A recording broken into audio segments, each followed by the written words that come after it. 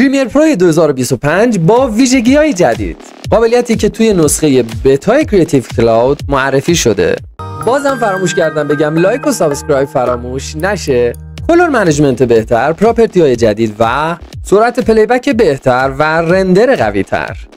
تو پریمیر پرو جدید ما میتونیم با دوربین‌های مختلفی که فیلم برداری می‌کنیم کلر منیجمنت‌های بهتری رو داشته باشیم. رنگ ویدیوها در سکانس به صورت اتوماتیک بالانس میشن.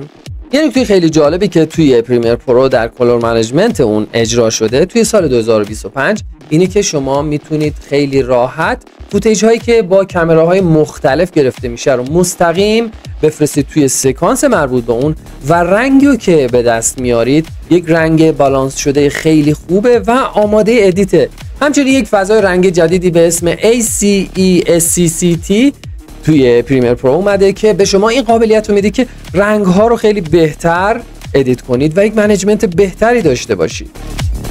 به این معنی که شما وقتی میخواید رنگدهی، نوردهی، تنظیم سایه ها و روشنایی خیلی کنترل بهتری دارید و رنگ ها خیلی تمیزتر به دست میاد. یه قابلیت بهتر که پریمیر پرو آورده اینه که شما میتونید همه پراپرتی ها رو با همدیگه توی زمان ادیت کنید.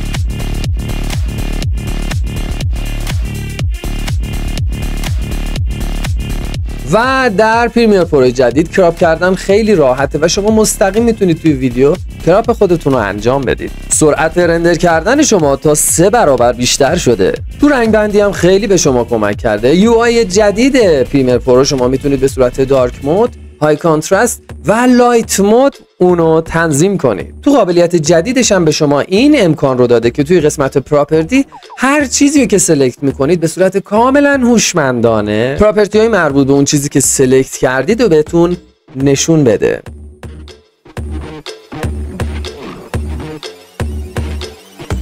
همچنین توی بخش پریویو گرفتن سرعت کار شما خیلی بهتر شده، چرا که الان پریویو ها رو دیگه با H265 میگیره و این هم حجم رو کاهش میده، هم کیفیت رو بهتر میکنه و خیلی سریعتر میتونه رندر رو تحویل بده.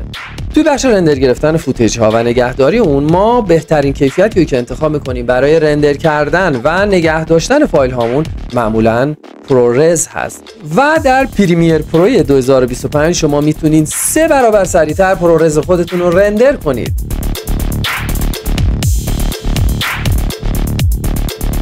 خب عزیزان، این ویدیو هم اینجا تموم شد. شما رو به خدای بزرگ میسپارم. لایک و سابسکرایب فراموش نشه و خدا نگهدار.